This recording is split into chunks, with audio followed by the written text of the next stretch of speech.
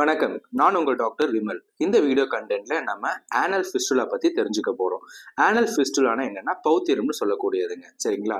இது வந்துட்டு நமக்கு எப்போ வருதுன்னா, நம்ம ஆனல் கெனல் இருக்குல்ல, ஆசன வாயில சுத்தி சில ஆனல் கிளாண்ட்ஸ் சொல்லக்கூடிய சின்ன சின்ன சுரப்பிகள் இருக்கும். இந்த சுரப்பிகள் வந்துட்டு எப்போ இன்ஃபெக்ஷன் ஆகுதோ, அந்த இன்ஃபெக்ஷன் ஆனாச்சுன்னா அது வந்துட்டு ஒரு வகையான பஸ்ஸை வந்துட்டு சுரக்க ஆரம்பிக்கும்.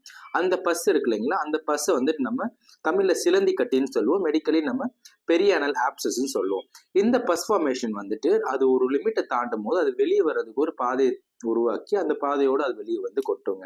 இதை தான் நம்ம ஃபிஸ்டுலான்னு சொல்றோம். இப்போ நம்ம ஃபிஸ்டுலா எப்படின்னு என்னங்கிறத நம்ம புரிஞ்சுக்கிட்டோம். இப்போ ஃபிஸ்டுலாவோட சிம்டம்ஸ் என்னன்னு பார்த்தீங்கன்னாக்க, பேஷண்ட்ஸ்க்கு வந்துட்டு யூஸ்வலாக அவங்க சொல்றது, எனக்கு வந்துட்டு சளி மாதிரி திரவம் உள்ள ஒரு சப்ஸ்டன்ஸ் வந்துட்டே இருக்கு, எனக்கு அந்த ஆசன வாயு சுற்றி இருக்கக்கூடிய இடங்கள்லாம் வலி இருக்கு, ஒரு சோர்னஸாக இருக்குன்னு சொல்லுவாங்க, ஒரு வகையான அரிப்பு இருக்குன்னு சொல்லுவாங்க, ஒரு வகையான வீக்கம் ஃபீல் பண்ணுவாங்க. அட் த சேம் டைம் பார்த்தீங்கன்னா ரிப்பீட்டடாக ஒரு குளிரோ இல்லை ஃபீவர் வர மாதிரி சிம்டம்ஸ்லாம் கொஞ்சம் எக்ஸ்பீரியன்ஸ் பண்ணுவாங்க. சரிங்களா? ஓகே. இது எல்லாமே இருந்தாலுமே இந்த ஃபிஸ்டுலா வர்றதுக்கு ஒன் ஆஃப் த ரீசன் நம்ம கருதப்படுறது கான்ஸ்டிபேஷன், மலச்சிக்கல் இருக்கு. மலச்சிக்கல் வந்துச்சுன்னா நீங்க எப்பவுமே சாதாரணமே எடுத்துக்க கூடாது. அது வந்துட்டு ஃபிஷர், பைல்ஸ், ஃபிஸ்டுலாங்கிற 3 வகையான கண்டிஷன்ஸ்க்குமே ஒரு ஆணிவேரா இருக்குங்க. சரிங்களா? ஓகே. இது நம்ம ஃபிஸ்டுலோட சிம்டம்ஸ் இதுவும் நம்ம தெரிஞ்சுக்கிட்டோம். இந்த ஃபிஸ்டுலாவை எப்படி நம்ம மேனேஜ் பண்ணலான்னு பார்த்தீங்கன்னாக்க, ஃபர்ஸ்ட் ஆஃப் ஆல் டயட் பிளான்ஸுங்க. நீங்க சாப்பிட்ற டயட் எப்பயுமே பார்த்தீங்கன்னா, ஒரு ஃபைபர் ரிச் டயட்ஸ் எப்பயுமே எடுத்துக்கோங்க.